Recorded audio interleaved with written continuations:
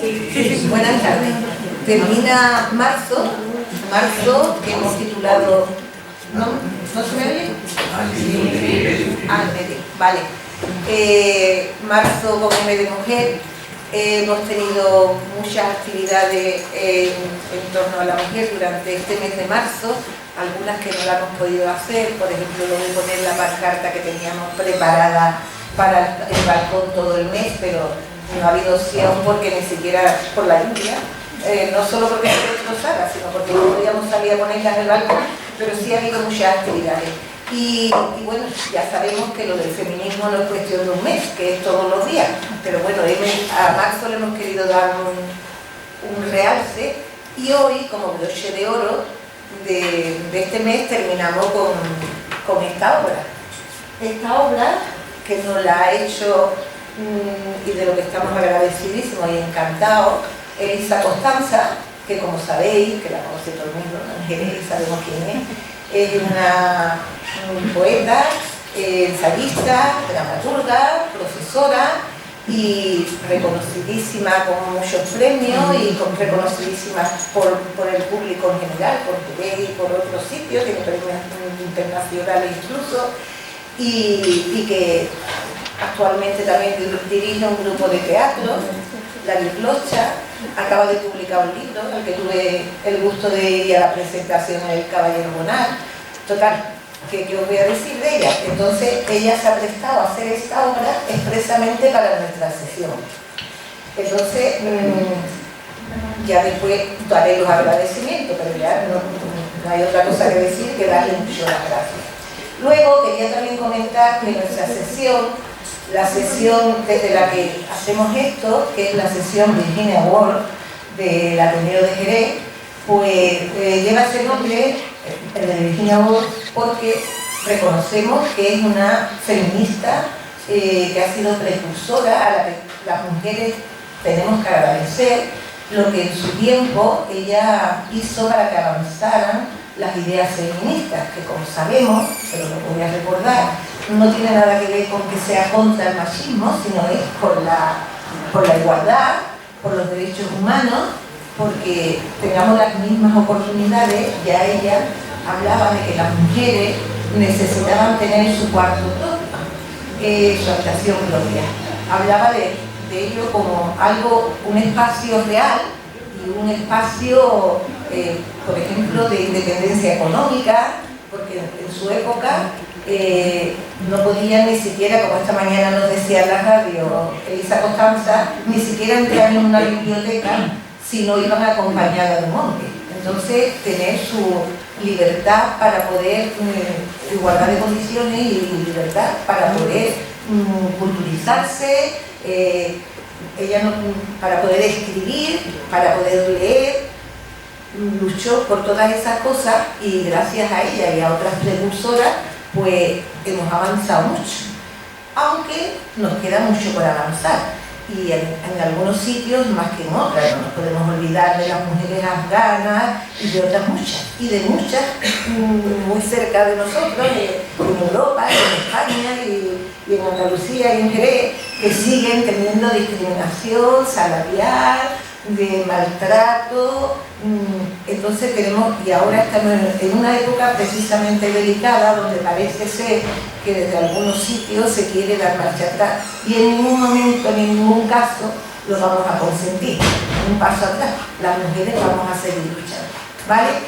Bueno, pues una vez dicha toda esta perorata, solo me queda agradecer desde la sesión Virginia Woolf, desde la Junta Directiva de la que formo parte y desde el Ateneo de Jerez en general, por supuesto que antes que nada a Elisa Costanza por haberse prestado a hacernos esta maravillosa obra que vamos a ver ahora, al público en general, a las actrices que están geniales, vamos, están guapísimas, y bueno, y a todos vosotros, espero que lo disfrutéis, ¿vale? Ahora le paso a Elisa Costanza, que nos hablará un poco más del tema.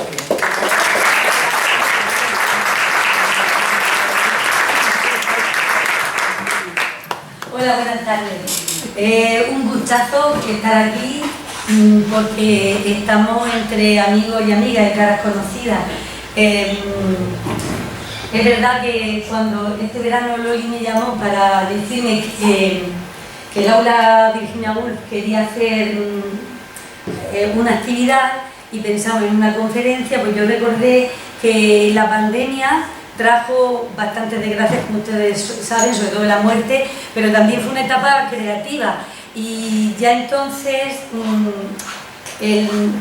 mi trabajo con mi alumna se vio mermado porque ese año hicimos Mujeres Ecologistas en el Seminario, pero el día 8 fue un viernes, me parece, o un sábado, y una semana después cortaron y cerraron todo. De forma que ahí se quedó una exposición en el instituto montada, que no se pudo trabajar ni disfrutar, y al año siguiente no se podía hacer esta labor en el centro. Una labor que, como saben, empezamos en nuestro centro a hacer en el año 1997, mi compañera Silvia Valero y yo, y que continuamos haciéndola ya con la ayuda de otras profesoras, entre ellas María del Mar Ibáñez, que ha sido la que ha sacado a las redes y ha grabado todo lo que se ha hecho en el seminario. Y como ese año no se podía hacer, en 2021 no podíamos hacer actividades porque estaba todo canalizado, unos subían por un lado por otro, se me ocurrió hacer unos guiones cinematográficos teatrales cinematográficos para poder grabar y que nuestras alumnas conocieran ese año también a través de vídeos pues lo que habían hecho mujeres. Ese año lo dedicamos a las escritoras, lo llamamos escritoras, libreras, editoras, tejedoras de palabras y sueños. Nos dio tiempo a grabar 3 guiones, ¿no? María del Mar, hicimos Aurora Dupont, que es Jorsan, filmaba como Jorsan, filmaba como un hombre, hicimos Adrián Munier, que fue una librera, editora y también poeta francesa de los años 20, amiga de James Joyce y de Hemingway y de toda esta gente que pululaban por el ala izquierda, por el flanco izquierdo del Sena, y hicimos a Emilia Pardo Bazán, porque además era el año de Emilia Pardo Bazán. Se nos quedaron en el tintero Virginia Woolf y Carmen Martín Gaide, porque yo hice 5 guiones, porque no daba tiempo, la grabación, el montaje, eso es una cosa de horas y horas. Entonces, cuando me pidió ayuda, pensé, bueno, pues podemos hacer esto en forma de obrita de teatro, y las dos se prestaron. Quiero decir que si las feministas siempre hablamos de tejer redes entre mujeres y se habla de la sororidad, en español o sororidad, que es la palabra que hemos tomado del francés, da igual. El caso es que esta obra está hecha de lazos de sororidad. Primero, por el cariño que mi hija Isa le tenía a su profesora ya desde que le dio en tercero de BUP, y que creo que es correspondido. Y segundo, porque bueno, la compañera que iba a hacer esta obra era una compañera de la Virlocha, pero se tuvo que trasladar a Valencia. Entonces yo un día comentando con él, no lo va a poder hacer Blanca, no sé con quién voy a contar, me dijo, yo lo hago por Loli. Y luego Loli tiene una madre maravillosa, sastra, costurera de alto nivel, que es doña Amelia Fernández, que ha cosido todo el vestuario. Entonces quiero darle a ella especialmente las gracias porque ha captado muy bien la época y la puesta en escena y todo esto. Así que muchísimas gracias. Poco más quiero decir porque han venido a escuchar a Virginia Woolf, pero solamente 2 cositas más. Una, que ella fue pionera no solamente en el feminismo con este libro, que a los 3 meses ya había vendido 10.000 ejemplares, sino que también, perdón, es que no llevo la gafa y no te entiendo, sino que también fue pionera en defender, recogió el testigo de otras mujeres que ya habían dicho que las mujeres no podíamos hacer muchas cosas porque no éramos educadas en igualdad. Eso lo dijo en el siglo XVIII Olympia de Gaulle, y también lo dijo Mary Wollstonecraft, y ella lo volvió a reiterar en un mundo donde la imprenta y la alfabetización de la mujer era mucho mayor, y por eso tuvo esta calada. Y también habló por primera vez del cuarto propio, de la necesidad de tener un espacio que no teníamos porque siempre estábamos a salto de mata, y de una cosa muy importante, de hacer un lenguaje en femenino, que realmente ninguna escritora antes lo había dicho. Así que sin más dilación, les dejo con Virginia Woolf, una periodista londinense de alto prestigio.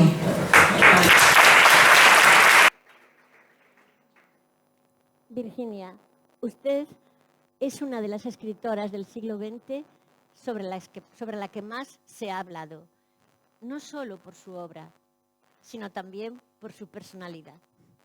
Ah, la personalidad, esa herencia que debemos trabajar. Sí, por eso, ¿qué pilares cree usted que han sustentado su forma de ser? He heredado de mi padre su fortaleza espartana y andariega. Puedo recorrer muchas millas y soporto bien los obstáculos desalentadores en los viajes. Mi padre adoraba la montaña. Yo encuentro gran satisfacción en la naturaleza. Me encanta dar largos paseos por el campo de la ciudad. Mi padre, Leslie Stephan, era un hombre a menudo irritable, aunque también sabía transmitir cierta ternura. Curiosamente y contracorriente, creía que la ternura era una cualidad masculina que no menoscababa la virilidad. Creo que eso ha sido una gran herencia.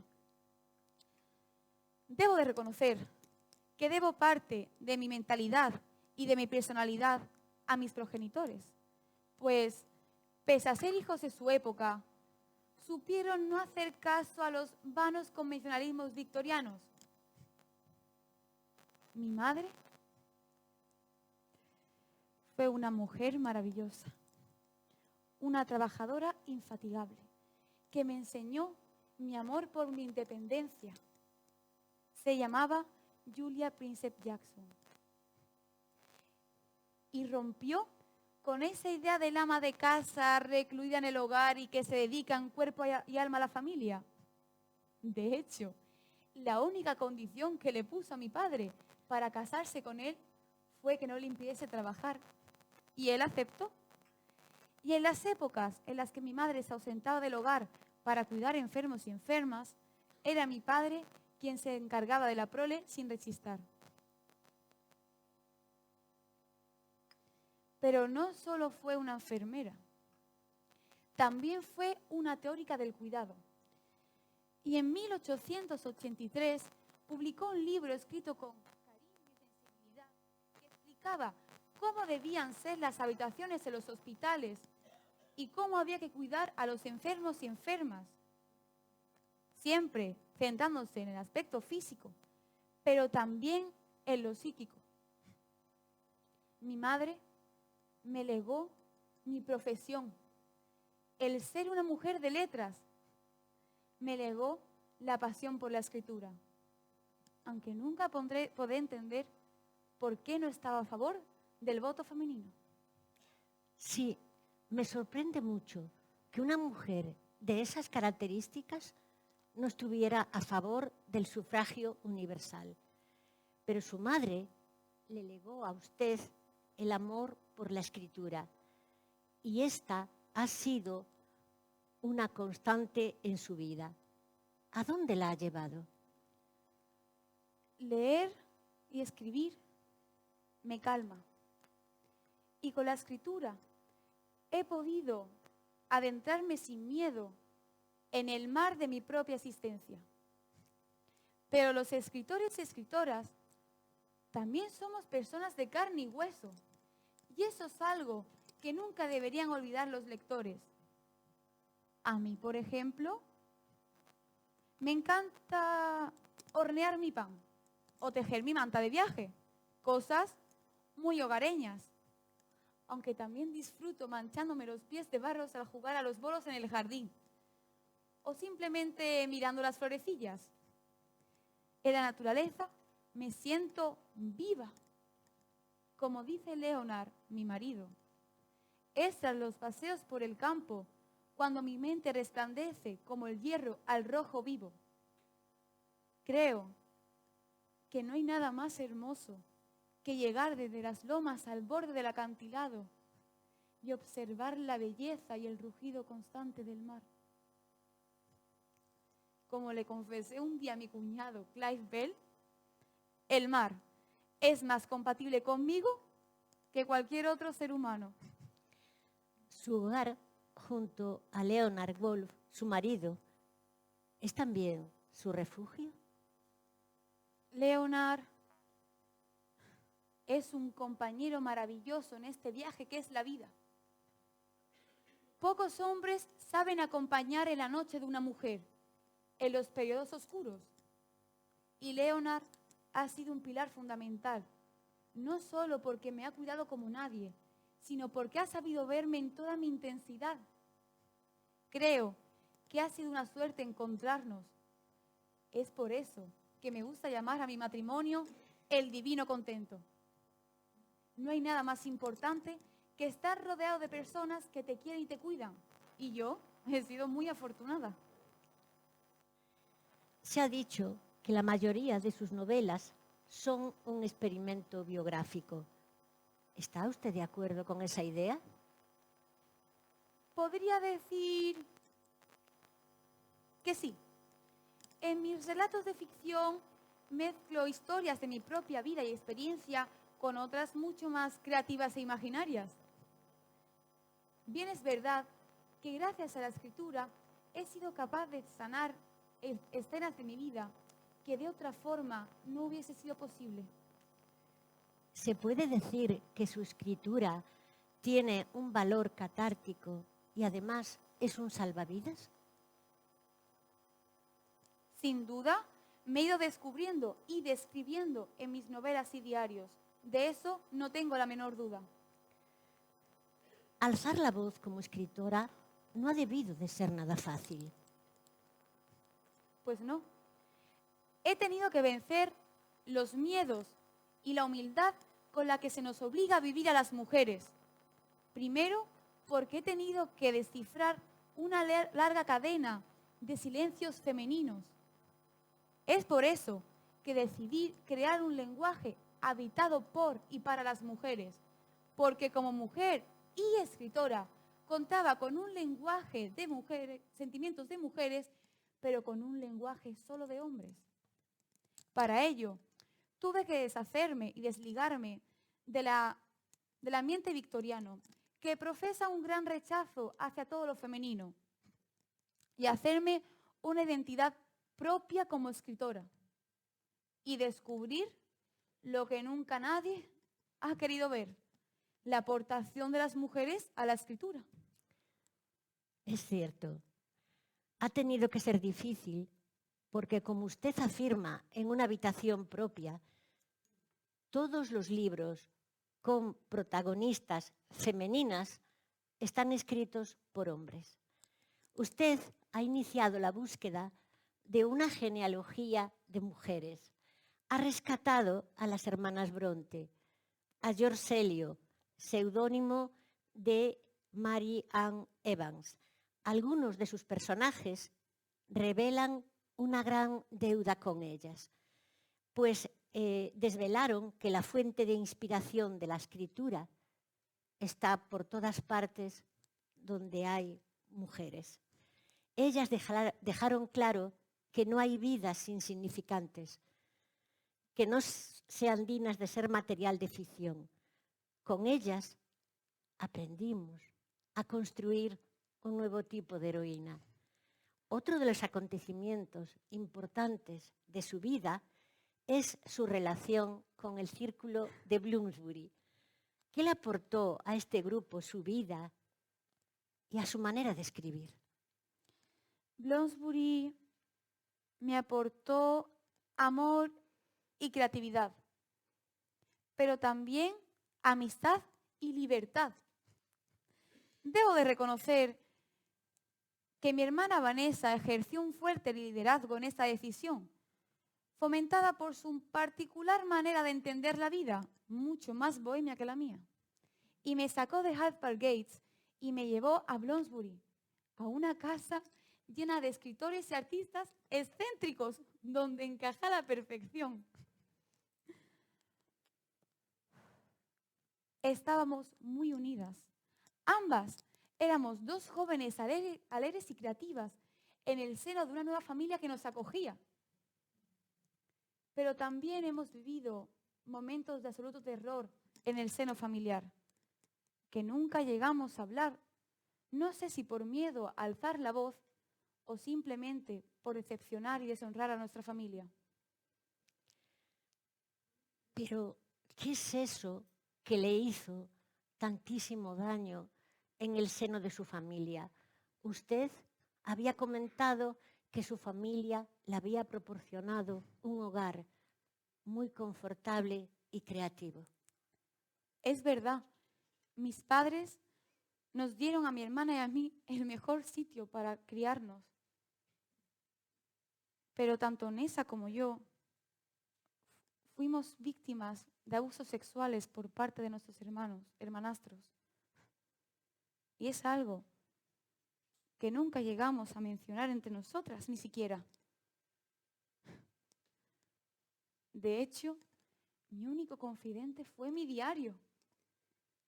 Y con el tiempo dejé todos esos recuerdos bajo llave, lo cual ahora sé que fue un error, que se hizo mucho más grave tras leer la obra de Freud, pues empecé a dudar de la veracidad de mis propios recuerdos. ¿Le parece interesante la obra de Freud? ¿Que tanta influencia tuvo en el ámbito cultural? ¿Encontró respuesta en la obra de Freud a todos sus desvelos? Sinceramente, leer a Freud no me hizo ningún bien, pues empecé a dudar de mis experiencias infantiles y a ver el mundo como el objeto de deseo e inquietudes de las mujeres. Y amparada bajo la psicología freudiana, deseé, como todas las víctimas, que no fuese verdad. Pero mi cuerpo sabe la verdad y sabe lo que pasó. Y eso me ha llevado a padecer etapas depresivas y a sentir mucha angustia e inseguridad. Ay, el cuarto mandamiento. Honrarás a tu padre y a tu madre. ¿Cuánto daño puede hacer el haberlo mal interpretado? ¿Y qué le ayudó a usted a sobrellevar esa pesada carga? No es fácil, eso debo admitirlo. La depresión siempre espera en cada esquina. Pero escribir siempre es una tabla de salvación para mí. El arte fue, es y será un ungüento para mi vida. Y fue gracias al arte como mi hermana Nessa y yo supimos seguir adelante. Ella con sus bocetos y dibujos y yo con mis personajes. Su hermana Vanessa ha sido y es una gran pintora impresionista, pero no ha sido debidamente reconocida. Nessa es, como otras tantas mujeres, otra mujer más silenciada por la historia. Aunque debo de admitir que creo que parte de mi éxito se lo debo a ella, ya que es ella quien pinta mis portadas. Su hermana y usted abrieron su casa de Bloomsbury a un grupo de intelectuales que tenían fe ciega en la importancia de las artes. Y la misma casa tenía una decoración que rompía con todo lo anterior. Bloomsbury fue una forma de cortar los lazos con la etapa victoriana y acabar con la oscuridad. Y adentrarnos en una vida librepensadora. Como bien dice, fue mi hermana Nessa quien dio a nuestro hogar esa nueva alegría que tanto necesitábamos y decoró nuestra casa. Una casa donde se paseaban grandes talentos de bronce recién salidos de Cambridge y que de alguna forma también se adentraron en mis obras. ¿Quiere usted decir que todo allí se transformaba en arte, en literatura, en pintura, pero también hay que reconocer en una actitud vital común? ¿No es cierto? Bloomsbury, ante todo, estaba sentado sobre estrechos lazos de amistad. Como bien sabe, el núcleo principal del grupo era una mera prolongación de la familia Stephen, mi familia, ya que tanto Nessa como yo nos casamos con dos amigos íntimos de Toby, mi hermano, que al igual que Percival en mi obra Las olas, incluso después de haber fallecido, fue el punto de conexión entre todos nosotros. Estos dos amigos de Toby, no cabe duda, se convirtieron en seres imprescindibles en sus vidas. Sí, Clive Bell es un ser cálido y entusiasta que supo motivar mi pasión por la escritura. Creo que los dos vibrábamos en el mismo tono. Y Leonard me ha permitido crear un matrimonio asentado en la creatividad, ya que ambos creemos que incluso lo cotidiano debe ser creativo. Y como su protagonista en El bosque de la selva, fue ganando mi corazón poco a poco. Primero con sus ideales y después como el fiel defensor de los derechos de las mujeres. Este es otro punto clave en los recovecos de su biografía. Hablemos del movimiento feminista, de la lucha de las mujeres por encontrar un lugar en el mundo y centrémonos en su obra, Una habitación propia, de la que ya hablamos anteriormente. Una habitación propia es un libro que busca conectar a las mujeres con lo que significa ser realmente una mujer libre en estos años. Las invita, en primer lugar, a tomar conciencia de sí mismas y a buscar independencia económica, unas 500 libras, y después a encontrar un espacio donde simplemente puedan estar sin ser molestadas, cosa que los hombres, por el mero hecho de nacer hombres, ya tienen.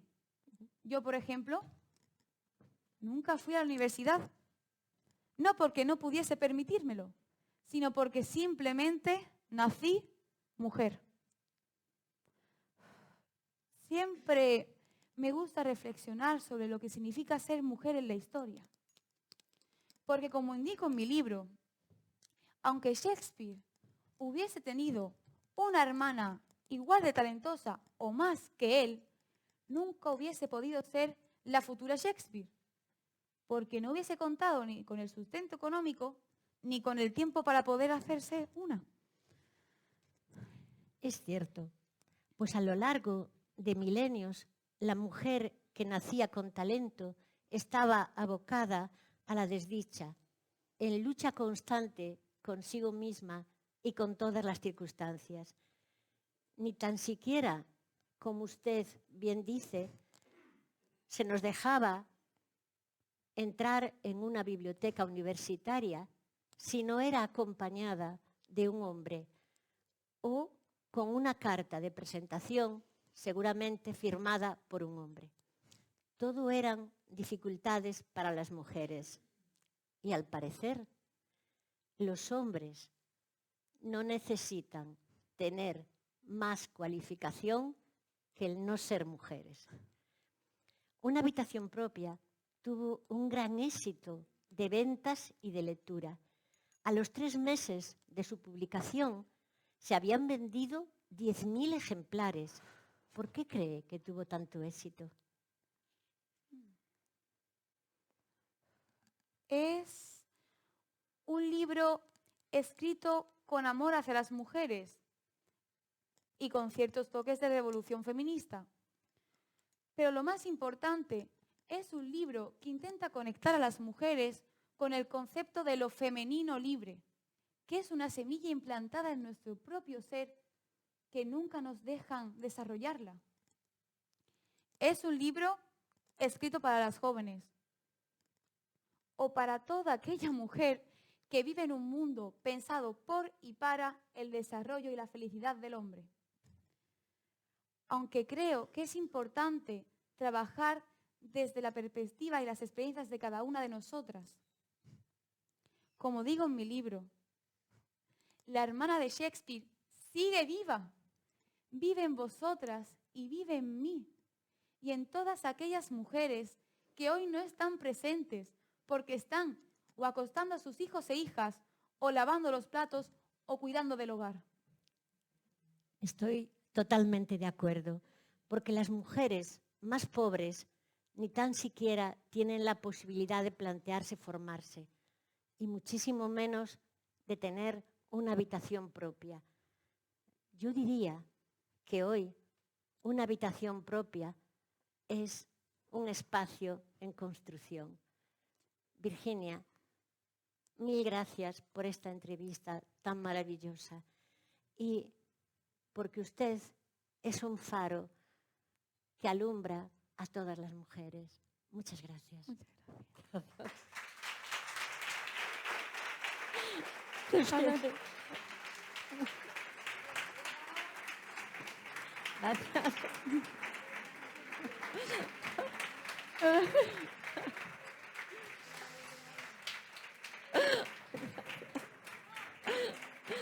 A ella.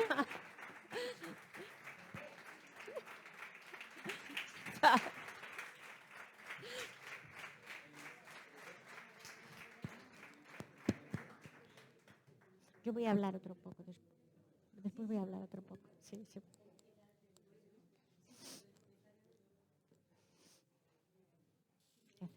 Gracias. Bueno, voy a hablar yo, ¿no? La periodista tiene que hablar Virginia, que es la actriz principal.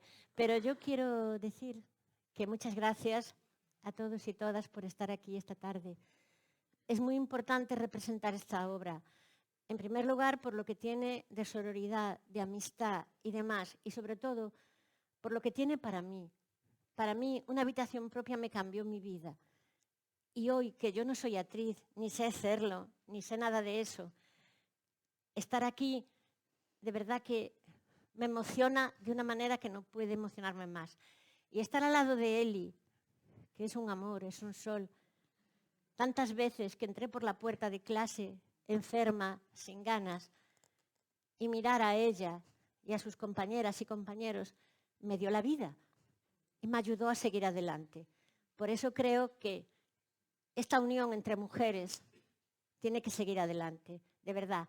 Yo quería plantear una cosa, pero no quería romper lo que era el texto tan bueno que hizo Elisa. También agradecerle a Elisa, amiga, y al Ateneo y a mis compañeras del aula, que estoy tan orgullosa, de verdad, de estar con ellas.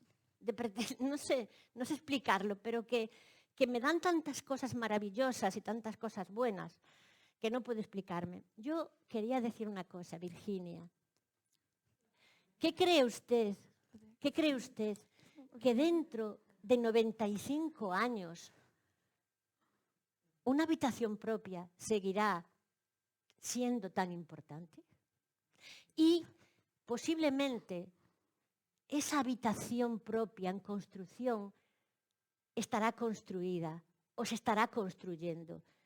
Posiblemente las Elisas, las Lolis, las Glorias, las Marian, las Molis, las Isabeles y muchas mujeres más que están aquí, seguramente que tendremos nuestro cuarto propio, seguramente. Y seguramente habrá alguna organización que no tendrá ningún reparo en ponerse por nombre Virginia Woolf, porque le parece que es súper interesante. Gracias, Virginia. Usted nos ha dado mucho.